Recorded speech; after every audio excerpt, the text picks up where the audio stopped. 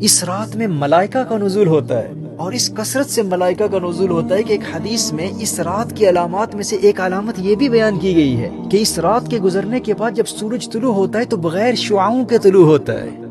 اس حوالے سے ایک قول یہ بھی ہے کہ نوری فرشتے امت کی مغفرت اور ان کے دینی اور دنیاوی مسائل کے حل کے لیے اس کثرت سے آئے ہوتے ہیں کہ سورج کی شعاعیں ان کے نور میں گم ہو جاتی ہیں، لیکن یہ نظارہ صرف اہل نظر کو نظر آتا ہے۔ پھر فرمایا تنزل الملائکۃ والروح، پورے سال میں صرف ایک ہی رات ایسی ہے جب قرآن اور لیلۃ القدر کی صورت میں امت کو دیے گئے اس خاص تحفے کا جشن منانے کے لیے تمام فرشتوں کے سردار خود جبریل امین بھی تشریف لاتے ہیں۔ یاد رکھنا نبی کریم صلی اللہ تعالی علیہ وآلہ وسلم کے ظاہری پردہ فرمانے کے بعد صرف یہی ایک رات ہے، پورے سال میں صرف یہی ایک رات ہے جس میں جبریل امین حضور کے عاشقوں سے، حضور کے غلاموں سے ملاقات کے لیے خود تشریف لاتے ہیں۔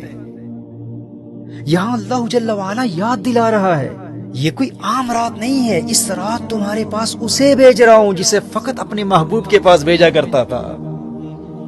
میرے بھائی اور میری بہنوں، اس رات کو قدر والی رات اس لیے بھی کہا جاتا ہے کیونکہ اللہ نے سب سے زیادہ قدر والے فرشتے کو سب سے زیادہ قدر والی کتاب کے ساتھ سب سے زیادہ قدر والے رسول کے پاس بھیجا، اور اب قیامت تک سب سے زیادہ قدر والے رسول کے صدقے سب سے زیادہ قدر والی امت کی طرف صرف اسی رات سب سے زیادہ قدر والا فرشتہ خود آیا کرے گا۔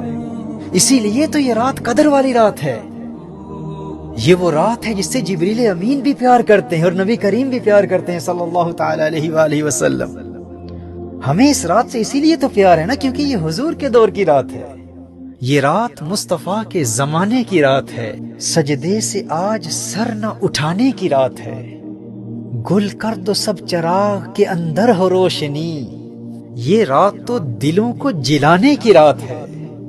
کس قدر محرومی ہے اس شخص کی جو اس رات زندہ تو ہو لیکن اپنے مردہ دل کو زندہ نہ کر سکا۔ یہ رات مصطفیٰ کے زمانے کی رات ہے، سجدے سے آج سر نہ اٹھانے کی رات ہے۔ گل کر دو سب چراغ کے اندر ہو روشنی، اگر باطنی روشنی چاہتے ہو تو ظاہری چراغوں کو بجھانا پڑے گا، اپنی آنکھوں کو بند رکھنا پڑے گا، دنیا کے حسن سے کنارہ کرنا پڑے گا، پھر دل کی آنکھ کھلے گی۔ ہو دید کا جو شوق تو آنکھوں کو بند کر، ہے دیکھنا یہی کہ نہ دیکھا کرے کوئی۔